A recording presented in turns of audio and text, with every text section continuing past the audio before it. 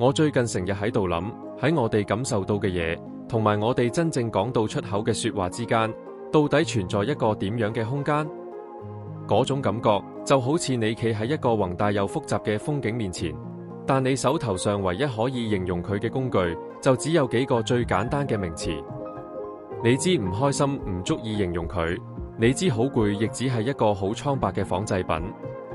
嗰個真正精準嘅詞語，就好似一直匿喺一塊布後面咁，你明明感覺到佢，但就係捉唔到佢。當你冇辦法將自己內心嘅天氣表達出嚟嘅時候，其實會產生一種好特別嘅孤獨感。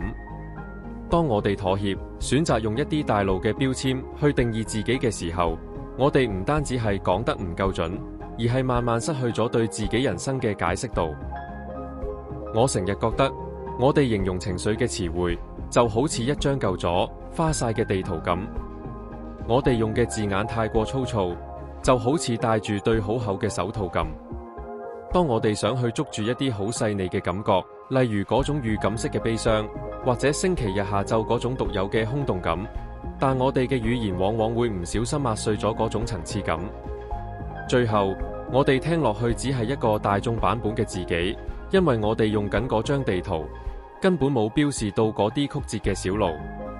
但諗深一層，點解我哋會放棄去揾嗰個精準嘅詞語？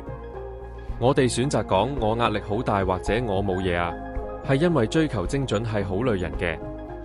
佢要求我哋留喺嗰種名狀唔到嘅不安感入面，仲要留一段好長嘅時間。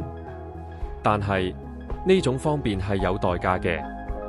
每一次當我哋揀一個差唔多啦嘅詞語，我哋就喺嗰個未被翻譯嘅空間入面留低咗一部分嘅真相，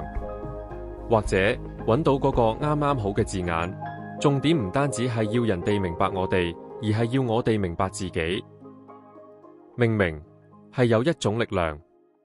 當你終於揾到嗰個字，無論係一個外語嘅外來詞，定係一個終於貼切嘅比喻，雖然嗰種感覺本身冇變，但你同佢嘅關係已經唔同咗。佢唔再係房入面一個陰魂不散嘅鬼影，而係一件你終於可以定下神嚟去望清楚嘅嘢。如果你內心都有一種感覺，到而家都仲未揾到一個標籤去形容佢，我好想喺留言區睇下你嘗試點樣去描述佢。